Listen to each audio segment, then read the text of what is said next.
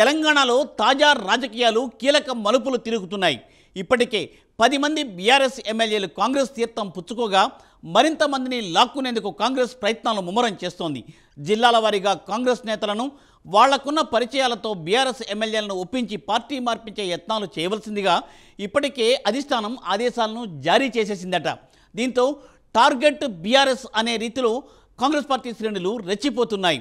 అవసరమైతే వాళ్లకు నామినేటెడ్ పోస్టులు కూడా ఇప్పిస్తామని బీఆర్ఎస్ ఎమ్మెల్యేలకు ఎరవేస్తున్నారట. ఇటువంటి పరిస్థితుల్లో కేటీఆర్ చేసిన వ్యాఖ్యలతో పార్టీ ఫిరాయించిన నేతలు ఇప్పుడు హడలిపోతున్నారట. న్యాయ నిపుణుల సూచనలు సలహాలు తీసుకున్నాకే పార్టీ మారిన ఎమ్మెల్యేలపై ఫిరాయింపుల చట్టం కింద కేసులు పెడతామని కేటీఆర్ ఇటీవల కామెంట్ చేశారు. త్వరలోనే తెలంగాణలో పార్టీ ఫిరాయింపులతో ఎమ్మెల్యే పదవులు కోల్పోయే వారితో మళ్లీ ఎన్నికలు జరగక తప్పదని, అప్పుడు ప్రజాక్షేత్రంలో పార్టీ ఫిరాయించిన వారికి ప్రజలే తగిన రీతిలో బుద్ధి చెబుతారని, ఆ రోజు మరెంతో కాలం లేదని సంచలన వ్యాఖ్యలు చేశారు కేటీఆర్.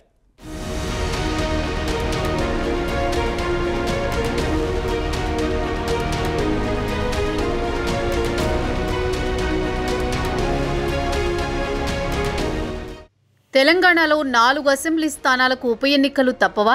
బీఆర్ఎస్ టికెట్పై గెలిచి కాంగ్రెస్లో చేరిన 4 ఎమ్మెల్యేలపై అనర్హత వేటు పడుతుందా అంటే అవునని అంటున్నారు బీఆర్ఎస్ వర్కింగ్ ప్రెసిడెంట్ కేటీఆర్.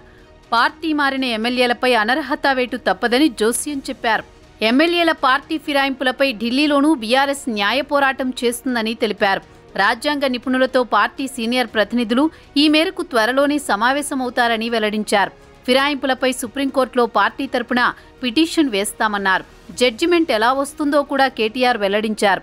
నెల రోజుల్లోనే ఫిరాయింపు నేతలు అనర్హత అంశంపై స్పష్టత వస్తుందని రాజ్యాంగ నిపుణులు తెలిపినట్టు చెప్పారు.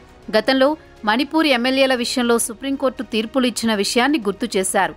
గతంలో మాదిరిగా అనర్హత వేటు విషయంలో సుదీర్ఘ కాలం పాటు నిర్ణయం తీసుకోకుండా స్పీకర్ ఈ అంశాన్ని నాన్చలేరని స్పష్టం చేశారు.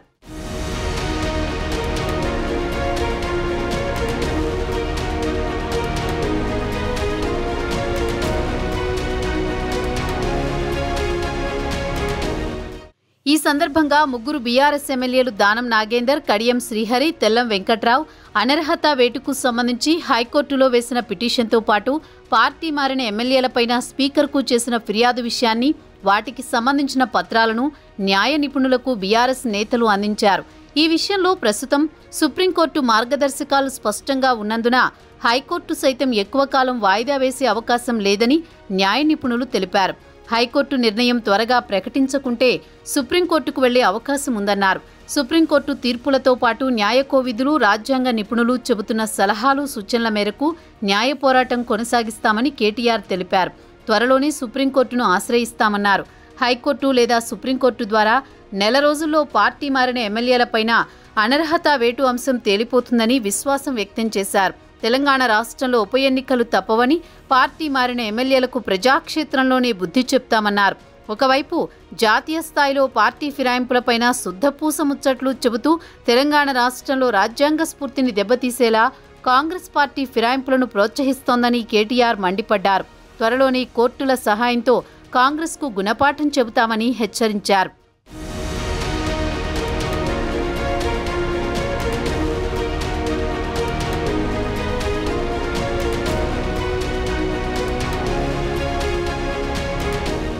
ఇదిలా ఉంటే కేటీఆర్ చేసిన వ్యాఖ్యలు ఇప్పుడు తెలంగాణలో చర్చనీయాంశమయ్యాయి.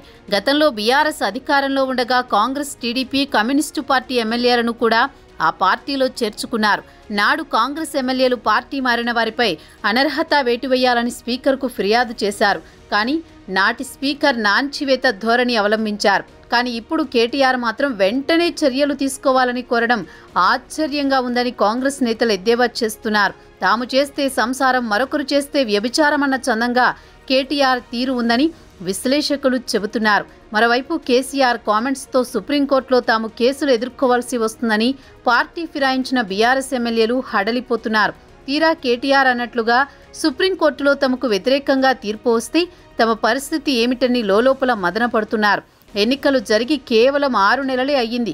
పైగా వీళ్లంతా బీఆర్ఎస్ తరపున ప్రజా ఆమోదం, వాళ్ళిచ్చిన తీర్పుతో బీఆర్ఎస్ వ్యతిరేక గాలిలోనూ తమ సత్తా చాటారు.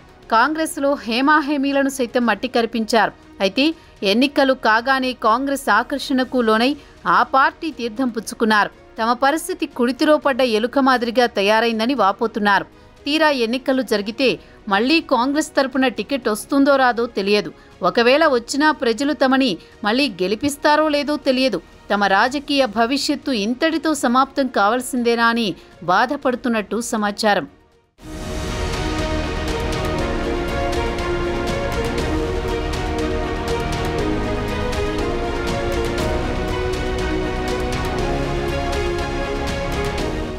మరోవైపు పార్టీ ఫిరాయింపులపై జాతీయ స్థాయిలో పోరాటం చేస్తామని కేటీఆర్ హెచ్చరిస్తున్నారు.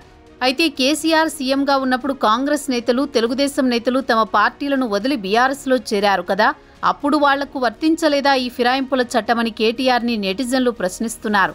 అసలు రాజ్యాంగ స్ఫూర్తిని దెబ్బతీసే సంస్కృతి మీ పార్టీ నుంచే మొదలైందని అంతా బీఆర్ఎస్ను ట్రోల్ చేస్తున్నారు. ఏది ఏమైనా రెండు పార్టీల మధ్య తాము బలిపశువులుగా మారామని కొందరు బాధపడుతుండగా, మరికొందరు మాత్రం ఫిరాయింపుల చట్టం గురించి భయపడాల్సిన అవసరం లేదని, ఆ తీర్పు వచ్చి అమలయ్యేలోగా 5 ఏళ్లు పూర్తవుతాయని ధీమాగా చెబుతున్నారు.